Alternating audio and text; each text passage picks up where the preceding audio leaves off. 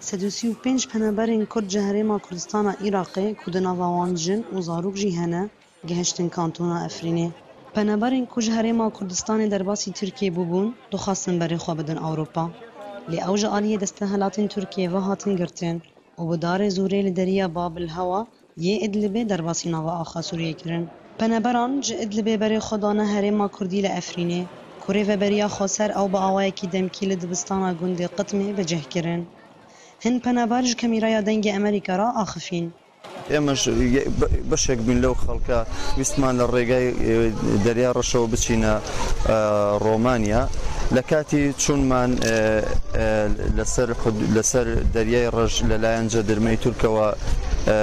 ئاشکرا کراین و گیراین و پاشان براینە بنکەیەکی خۆیان و شەوێک لەوێ ماینەوە ئەم ژن و مناڵانیان هەمووی بە زۆر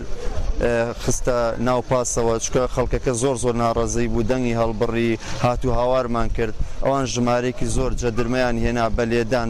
بە کوتانی خەڵک بە لێدان لە ژنی حامیلە لە پیرەمێرد لە نەخۆش لە گەنجەکان بە زۆر و بە هەڕەشە و بە بەکارهێنانی لێدان و دار ئێمەیان سەر خستیانی نەپاسەکانەوە ئێمەش لە پاسەکانە هەچەند هاوارمان کرد دیسان ئیسفایدەی نەبوو ئێمەیان بە زۆر خستە دەواازەی سنووری بابل هەوا و ئێمە ڕەوانەی سووریا کردەوە. من ناوم نوخشێ لە سلێمانی دەئانیشم مناڵەکەم نەخۆشە بۆ ئەوەچم بۆ ئەوروپا مناڵەکەم بەس لە ئەوروپا چارەسەریە بردوومە تەحەتی وڵاتە تاران دوو ئەمەلیاتم بۆ کردەوە ڕێخۆڵیان بڕیوەیستە لە پشتەوە پیستایی ئەکا ئیتر هیچ چارەسەری نییە لە هیچ شوێنێ ئەڵێ لە ئەوروپا چارەسەریە ئیتر بەس لەو ڕێگا گرتووینیان و نردوینیانە تۆ لیانیاوین و هیچیان بۆ نەکردوین و نردوینیان تۆ بەس من بۆ ناڵەمەچم بە ئەوروپا و مناڵەمەوەتە هەمی گیانی کونکونە و لە شوێنی خۆی پیسایی ناکە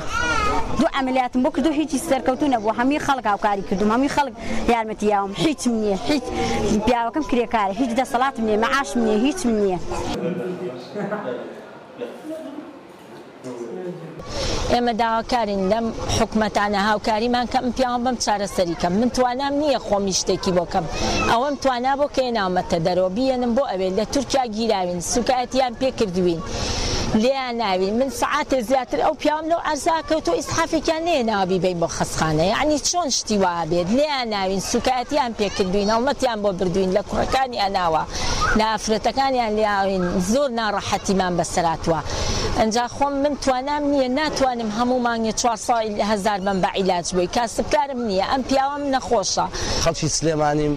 ئەوەی بەستەر ئێمە هاتووە ئەوە بۆ کە لە ناو جەندرمەی تووشی ئێمە گیراوین عەزێتێکی زۆرمان درراوە من بەهۆی ئەوە هاتووم یارمەتی خوشکەکەم با خوشکەکەم نەخۆشە هاتووم بۆی کە یارمەتی بەم چکە ئەو خوشکەم کاتێ حاڵەتی بەسرە پێستی بێشێک یارمەتی بات بەڵام کاتێک ئێمە لەلایەن جەندرمەوە گیرەین عەزێتی زۆرمان دررا من خۆم مێشێک وڵانی کە 4 جار لایەنم خوارد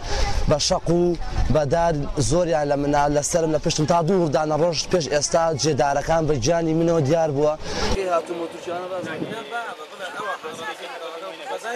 ئێمە لێرەوە داواکارین لە هەموو وڵاتانی دەرەوە کە زۆربەمان بۆ بەمەبەستی چارەسەر ڕۆژین ویسمانە وڵات جێبێڵین و بڕۆینە سنوور ببەزێنین و بڕۆینە وڵاتی ئەوروپا داواکارین لە وڵاتی ئەوروپا بە هەموو شێوەیەک ئێمە ئیدانەی ئەو کارە قێزەونانە ئەکەین کە بەرامبەر بە ئێمە کرا هیوادارین ئەوانیش قەرەبوویەک بۆ ئەم 130 نەفەرە بکاتەوە چونکە بە حەقەت هەتا ئەم دەقەی کە من لێدوان بۆ ئێوە ئەم وەزعمان زۆر لە مەترسیایە سوپاس بخوا کە ئیدارەی ڕۆژئاوا زۆر باشن لەگەڵ ئێمەیە ئێمە ئێستا لە ژێر دەستی ئەوانین وە سوپاسیانەکەین. ئێمە داواکاریکی ترمان لە حکوومەتی خۆمان هەیە بە هاوکاری ئەمان چونکە حکوومەتی خۆمان بەتەنیا هیچی پێ ناکرێ ئەگەر ئەم برانەمان لەگەڵان نەبن بێن بەهانامانەوە ڕزگارمان کەن لە شوێنێک بمانگەڕێنەوە خاکی خۆمان چونکە بەڕاستی ئێمە ئێستا زۆر ئێمە حالێن ئێمە لە مەترسیان جگە ئەوەی کە ئێمە حاڵەتی نەفسیشمان زۆر تەواو نیە مناڵەکانمان تووشی ترس بوون داوا لە حکوومەتی خۆمان ئەکەین بەهانامانەوە بێن ڕزگارمان بکەن ئێمە هەرچی بێ ئێرە خاکی خۆمان نییە ترسمانەیە ئەم شەو هەتا بانی گوێمان لە تۆبارانەکانی تورکیا بووە ناچارین ئێمە ئەمانێ بچینەوە خاک وڵاتی خۆمان بە زووتری کارد. Piştî girtina wan ji bo bêtirî 20 temijmêran û fişarên derûnî û lêdana ku cendermeyên Tirk li wan kirine, 335 penaberên Kurdên Herêma Kurdistana Iraqê gihiştin Efrînê. Penaberên ku piraniya wan malbatin bawer nedîkirin ku geşta wan ji Herêma Kurdistana Iraqê ber ve Ewropa dê li kantûna Efrînê bidawî bibe. lê dîsa bigihîştina xwe ji bo herêmeke Kurdî şahin. Newrûz Reşo, dengê Amerîka ji gundê Qutmê Efrîn.